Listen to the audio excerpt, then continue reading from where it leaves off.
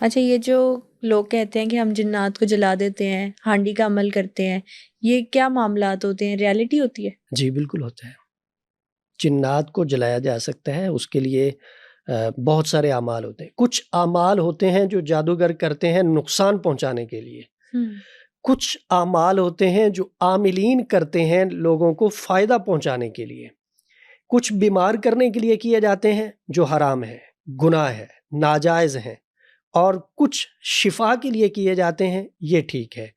جو نقصان پہنچانے کے لیے جادوگر کرتے ہیں اس میں شیطانی قوتوں سے طاقت لیتے ہیں، اور جو عاملین فائدہ پہنچانے کے لیے کرتے ہیں، شفا کے لیے کرتے ہیں، اس میں قرآنی آیات کو پڑھا جاتا ہے، مسنون دعاؤں کو پڑھا جاتا ہے، یہ جائز ہے.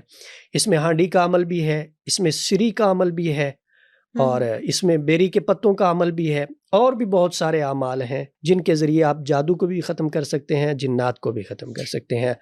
یہاں پہ ایک غلطی جو ہے وہ عاملین سے ہوتی ہے جو ابھی سیکھنے کے عمل میں ہوتے ہیں. ماہر عاملین کی بات میں نہیں کرتا، وہ تو استاد ہوتے ہیں، ان کو سارا پتہ ہوتا ہے.